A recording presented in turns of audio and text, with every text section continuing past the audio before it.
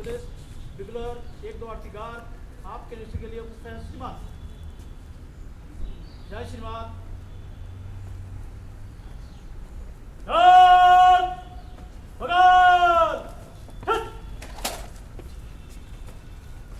संतरी खड़े शेषकाल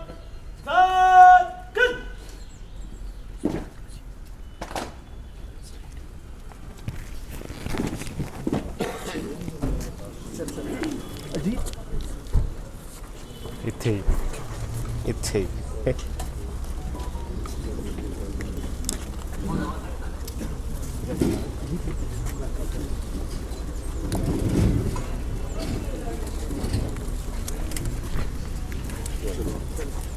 मुख्यमंत्री यहाँ पर पहुँचे। सर, इस बार तो बहुत ऐतिहासिक है, सबसे ज़्यादा बैठकें इस सत्र में है, किस तरह से देखते हैं? पहली बार कैबिनेट ने फैसला किया और अध्यक्ष महोदय ने उसको स्वीकार किया। अध्यक्ष महोदय से चर्चा की और मानसून सत्र को देखिए, सबसे बड़ा मानसून सत्र है।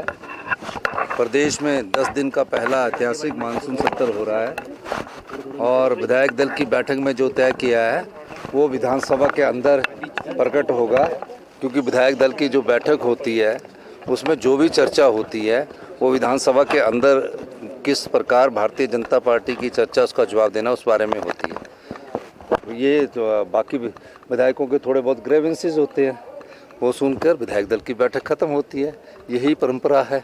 तो मैं ये कहना चाहता हूँ कि इस 10 दिन के मानसून सत्र में भारतीय जनता पार्टी को जो भी उनकी भावना है, जो भी भारतीय जनता पार्टी ने जिस प्रकार लोकतंत्र की हत्या की थी, उस मुद्दे पर भी अगर वो चर्चा करना चाहती है, जिस भी मुद्दे पर वो चर्चा करना चाहती है, प्रदेश सरकार तैयार है। और जनता से जुड़े मुद्दे, कर्मचारियों से जुड़े मुद्दे, सरकार किसानों से जुड़े मुद्दे, युवाओं से जुड़े मुद्दे और रोजगार से जुड़े मुद्दों पर भारतीय जनता पार्टी को चर्चा लानी चाहिए। चर्चा लाने के बाद वॉकआउट नहीं करना चाहिए, और वॉकआउट करके वो ठीक है कि खबर में रहना चाहते हैं, लेकिन चर्चा में भी कोई तर्क वितर्क के साथ लाना चाहिए। भ्रष्टाचार के मुद्दों पर चर्चा होनी चाहिए और सब मुद्दों पर चर्चा होनी चाहिए, और उस पर वॉकआउट करके कोई तथ्य नहीं होना, तर्क के आधार पर अगर वो तथ्य लाएंगे। इसीलिए 10 दिन का मानसून सत्र रखा है और मैं दावे के साथ कह सकता हूँ हमारी सरकार उनका पूरा जवाब देगी। धन्यवाद। मेरे क्वेश्चन है प्लीज। गलत कहा है। सर्वदलीय बैठकें पहले भी हुई है कई बार, एक बार ने अनेकों बार वो नहीं आए, और कल जो खासतौर से जो परिस्थिति बस नहीं आना हो पाया तो हम उसी तक ही सीमित थे। लेकिन अगर परंपराओं का जिक्र कर रहे हैं, परंपराओं की धज्जियां तो आप लोगों ने उठाई है, उड़ाई है, कांग्रेस ने उड़ाई है। इस बात को लेकर के बड़ा स्पष्ट रहें सरकार के, और मुझे इस बात को लेकर के हम विधानसभा के अध्यक्ष के बारे में सम्मान रखते हैं उनके प्रति, लेकिन एक बात, विधानसभा के अंदर अध्यक्ष महोदय जो कहें, जिस तरह का निर्णय करें, उस पर हम बहुत ज़्यादा नहीं बोलते। वो बात वहीं ख़त्म होनी चाहिए और ख़त्म होती भी है और हमने ख़त्म की भी। लेकिन विधानसभा के बाहर जा कर के सार्वजनिक कार्यक्रम में अपने कुलीग्स के बारे में, अपने सहयोगी विधायकों के बारे में कहें कि 6 के सर कलम हो गए और 3 के आरी के नीचे है, इसके लिए अध्यक्ष महोदय को माफ़ी मांगनी चाहिए। ठाकुर साहब, पहली बार से मुझे लगता है कि जितना लंबा सत्र होता है विपक्ष को अपॉर्चुनिटी मिलती है और उस अपॉर्चुनिटी को अवेल करेंगे। हम तैयार होके आए हैं और निश्चित रूप से बहुत सारे मुद्दे हैं जिन मुद्दों पर सदन में इस सत्र के दौरान चर्चा होगी, और कुछ तो हमने नोटिस दिए हैं, उस पर चर्चा भी निर्धारित हो गई। 130 के अंतर्गत विशेष तौर से जो नोटिस दिया है हमने, बारिश और बरसात के कारण जो नुकसान हुआ है और जान माल का नुकसान हुआ है अब की बार भी और पिछली साल से, और उस सारी चीज़ को लेकर के चर्चा करने के लिए आज समय निर्धारित हुआ है नियम 130 के अंतर्गत। और इसके साथ साथ में जो और भी मुद्दे हैं जिन मुद्दों को लेकर के हमने अपनी स्ट्रेटजी बनाई है, और निश्चित रूप से उन सारे मुद्दों को लेकर के हम चर्चा करेंगे। कानून व्यवस्था बहुत बड़ा विषय है। कल मॉब लिंचिंग में वहाँ बद्दी में एक चौराहे पर सड़क पर ही पीट करके एक आदमी को, एक लड़के को तो जान से ही मार दिया और दूसरा जो है वो ज़िंदगी और मौत के बीच में पीजीआई में एडमिट है और गिरफ्तारियां भी उसमें बहुत कम अभी तक हुई है। 15 लोग जो वहाँ पर लाठियों और डंडे से पीट रहे थे, उनको वो वीडियो देखने लायक नहीं है जिस तरह के हालात बने हैं। और उसके साथ साथ में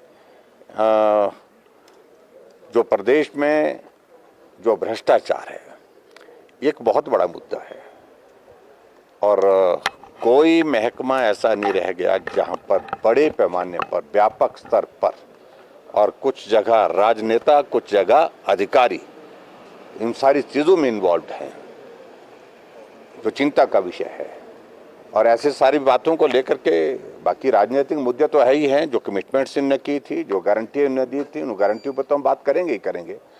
एक एक गारंटी से अपने आप ही मुकर गए। हम पहले ही कह चुके थे इस बारे में कि 10 जन्म में भी कांग्रेस इन गारंटियों को पूरा नहीं कर पाएगी। हमारी बात कही हुई गलत नहीं थी और आज उन्हीं बातों से मुकर रहे हैं। हालात नहीं है, अगर हालात नहीं है तो कमिटमेंट क्यों की? चुनाव से पहले आप झूठ बोल करके लोगों को गुमराह करके जो है सत्ता हासिल करने के लिए, कुर्सी हासिल करने के लिए कुछ भी बोलते रहो और उसके बाद सत्ता आ जाती है, कुर्सी आ जाती है, उसके बाद आप मुकरते जाओ कि भाई आज की हालात नहीं है, आर्थिक स्थिति नहीं है। कर्मचारी आज महसूस कर रहे हैं कि भारतीय जनता पार्टी की सरकार के दौरान जो मांगा गया वो दिया गया। एरियर्स उनके दिए गए, डीए की किस्तें उनकी अदा की गई, मेडिकल रिम्बर्समेंट के सारे जो पेंडिंग बिल्स थे उस पे पेमेंट की गई उनको।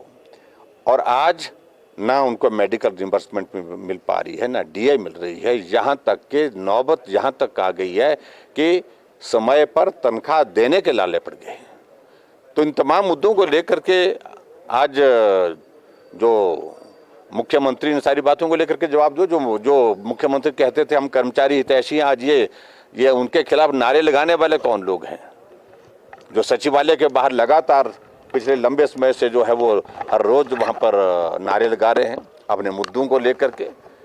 और इसके अलावा बहुत सारे चीज़ें ऐसी हैं जिन बातों को लेकर के बात करने की मुझे लगता है कि जो गुंजाइश है उन पर हम बात करेंगे और सरकार को जवाब देना होगा।